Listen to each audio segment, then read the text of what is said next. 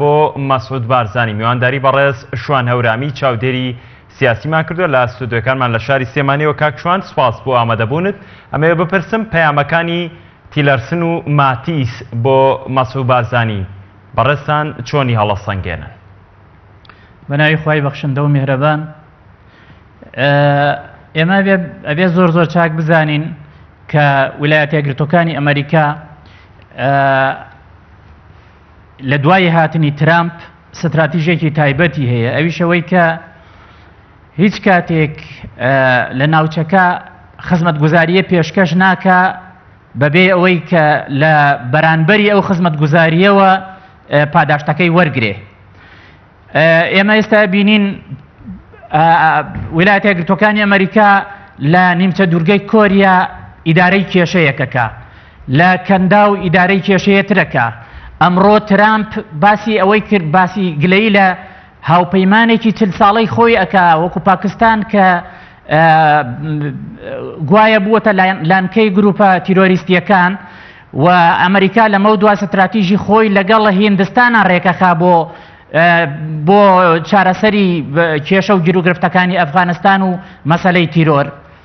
بێگومان ئێمە لە چوارچێوەی هەموو ئەم ئیدارەکردانەی کێشەکانە ئەبێ ئەوەش بزانین ئەمریکا لە هەرێمی کوردستانیش هەر ئیدارەی کێشەیەکەکە، لە عێراق و لە هەرێمی کوردستانیش ئیدارەی کێشەکانەکە.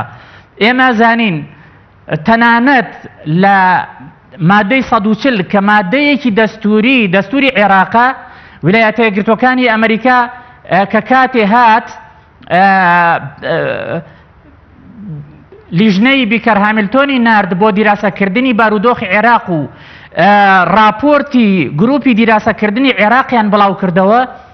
لەم راپۆرتە ئاماژە بەوەدا کە کەرکووک وەکو بەرمیلی باروت وایە و نابێ ڕیفراندۆمی تیا بکرێ و ئەبێ ویلایەتە یەکگرتووەکانی ئەمریکا هەوڵ بدا بۆ دواخستنی. ئێمە بێ زۆر چاک بزانین کە ویلایەتە یەکگرتووەکانی ئەمریکا ئیدارەی ئەم قەیرانانەکە بەداخەوە ئەڵێم هەنگاویش نانێ بۆ چارەسەرکردنیان. بۆ نمونە کێشەی قەتەر. زۆر باشە کاک شوان ببوورە، ینی ئەمەوێت هێشتا وەڵامی پرسیارەکەم وەرنەگرتووە. تیلەرسن لە ماوەی ڕابردوودا و ماتیسیش ئەمڕۆ ئەوەی تاکید کردوێتەوە بە مەسعود بارزانی ڕاگەاندووە کە بە هیچ شێوەیەک نابێ ڕیفراندۆم ئەنجام بدەیت. من ئەمویست لەم ئیتارەیە قسە بکەین، نەک کار و ئەجێندای ئەمریکا لە ڕۆژهەڵاتی ناوەڕاست. هەڵسەنگاندنی بەڕێزت بۆ وتەکانی هەم ماتیس هەم تیلەرسن چییە بۆ مەسعود بارزانی؟ ئێمە بێ سیرکەین لە شەستەکانەوە هەتاکو ئێستا هەمیشە ویلایەتە یەکگرتووەکانی ئەمریکا لە سەردەمی ئیدارەی وەزارەتی خارجی لەلایەن هێنری کیسنجەرەوە هەتاکو ئێستا ویلایەتە یەکگرتووەکانی ئەمریکا هەمیشە کە لە باسی عێراقا باسی یەکپارچەیی خاکی عێراقیان کردووە.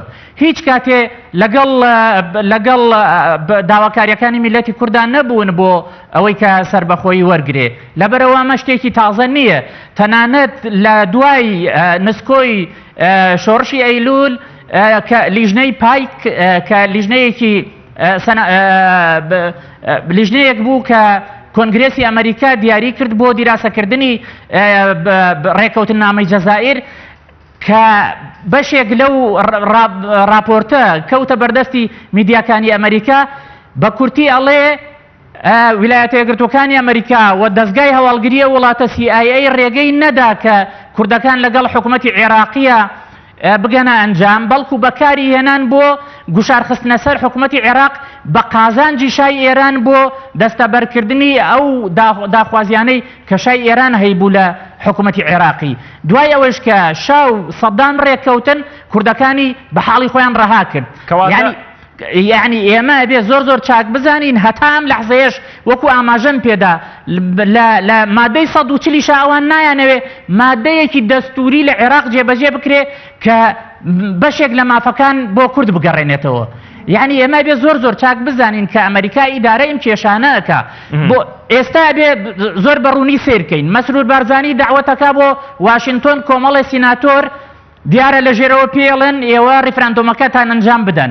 لە بەرانبەرە ئێمە بینین شاسوار عەبدولواحید داوەتەکەن و چەند سیناتۆری تر ئەیبینن و داوای لێ یەکەن کە بزوتنەوەی نەخێر یعنی لە ڕێفراندۆمەکە بەهێز بکە.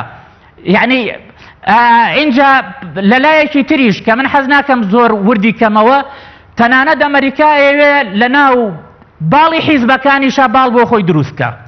یعنی کاکشوان ینی لەو قسانی بەڕێستەوەم بۆ دەرکەوت، ینی بە هیچ شێوێک نابێت گوێ بۆ پەیامەکانی ئەمریکا بگیرێت لەوەی کە کورد ئەیەوێت، یاخود بە شێوەیەکی تر پرسیارەکەم کەم گوێنەدان بەو پەیامانەی بەرپرسانی باڵای ئەمریکا چکاردانەوەیەک لە دۆخی هەرێمی کوردستان دەگوزارێت.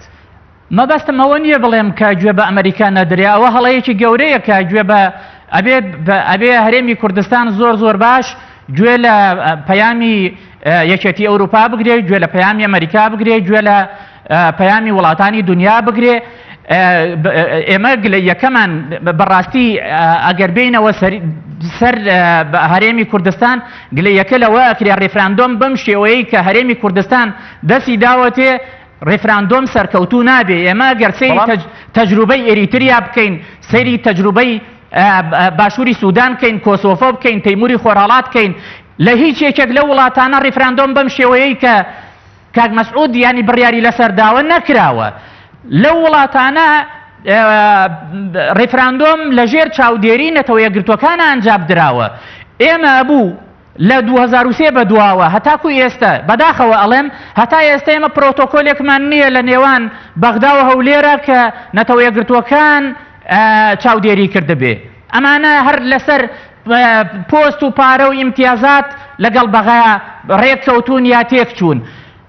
ئێستش یعنی کە بڕیاری ڕێفراندۆم دراوە، بڕیارێکی بەڕاستی سەقەت دراوە. بۆچی؟ لەبەرەوەی کە ئەبوو ئەو پرۆتۆکۆلەی کە لەگەڵ بەغدایە بڵێن ئیمزاکرێ نەتەوە یەکگرتووەکان تەبەنی بکە لە خاڵێک لە خاڵە جدیەکانی ئەو پرۆتۆکۆلەژەوە بێت. ئێمە مەسەلەن بۆ نمونە تا 2 ساڵی تر ڕێفراندۆم دوا بخەین، بەڵام لە 2 ساڵی داهاتووە نەتەوە یەکگرتووەکان ڕێفراندۆمەکە جێبەجێ بکە. کاکشوان ینی ئەمەوێ بپرسم سەرباری هەموو ئەو نیگەرانیانەی ناوخۆ کە بەدی دەکرێت و زۆرێک لەلایەنە سیاسیەکان بەتایبەت بزوتنەوەی گۆڕان و کۆمەڵی ئیسلامی کوردستان لە ئێستادا لەگەڵ ئەوە نین دەیانەوێت ڕێفراندۆم دوا بخرێت و ئەوەش دەبینین کە دەوڵەتانی دەرەوەش لەگەڵی نین لێدوانی زۆرینەی بەرپرسانی دەوڵەتەکان لەگەڵ بوونی ئەنجامدانی ڕێفراندۆم دانین. ڕێفراندۆم ئەگەر ئەنجام درا چی لە دۆخی هەرێمی کوردستان دەگۆڕێت و ئەم لایەنانە ئەوە نەسوورن کە هەرێمی کوردستان ئەم ڕێفراندۆمە بکە؟ ئەم ڕێفراندۆمە چی هەدیەک چی گەورەیەک بۆ هەرێمی کوردستان تەبەنی دەکا و بەدەستی دێنێ هەرێمی کوردستان؟ ئێمە بێ بزانین یعنی ڕێفراندۆم ئەگەر نەتەوە یەکگرتووەکان سەرپەرشتی نەکات هیچ ئەنجامێکی نابێ. هەر وەکو کۆماری باکووری قوبڕوسە کە ڕەوف دینگتاش دروستی کرد و بەس تورکیا ینی ئەیترافی پێ کردووە لە هەفتاکانەوە تاکو ئێستا. ئێمە ئەبێ بزانین تەنانەت نەخشەی کوردستانی گەورەژ ئێمە لەسەر ئاو بڵێن ساحیلێکمان نییە، ینی کەنارێکمان نییە ینی بمانگەێنێتە ئاوی نێودەوڵەتی. قۆبڕۆس هەر چواردەوریشی ئاوی نێودەوڵەتیە، بەڵام هەتاکو ئێستش بەس تورکیا ئیعترافی پێ کردووە. لەبەرەوە ئێمە ئەگەر نەتەوە یەکگرتووەکان دان نەنێت بە ئەنجامی ڕێفراندۆمەکە کە ئەگەر زۆرینە بەڵێ بێت، ئێمە هیچ وڵاتێکی داخراوی دواکەوتوو دەرەچین و ئەبینە پاشکۆی وڵاتانی تریش.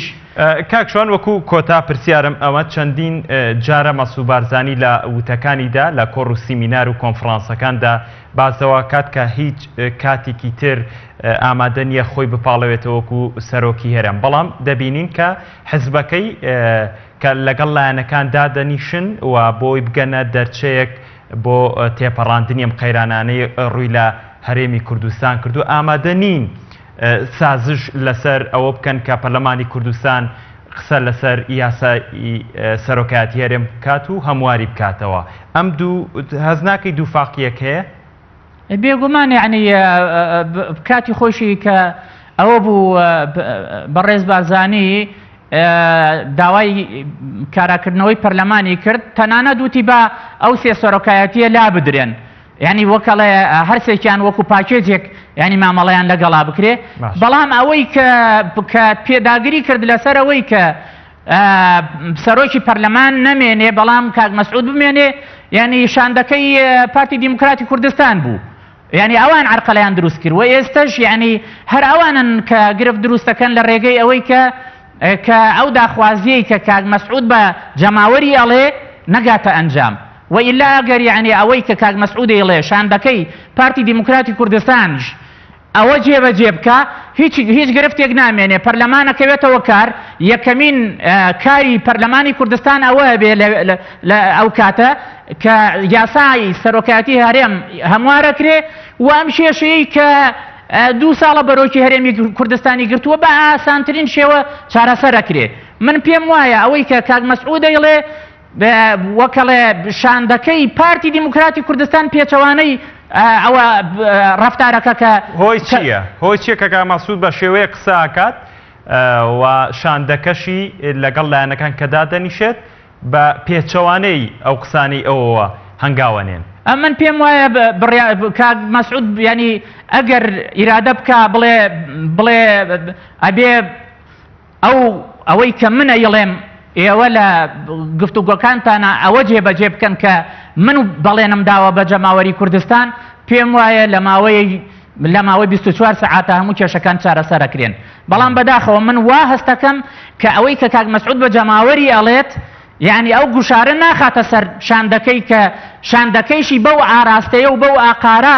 گفتوگۆکان بەرن کە خۆی بەڵێنی لە بەردەمی جەماوەرە بەڵێنی پێدا بەڵێ زۆر سپاس بۆ بەڕێز شوان هەورامی چاودێری سیاسی لە سودەکانمان لە شاری سێمانیەوە وەڵامی پرسیارەکانت دامەوە زۆر سپاس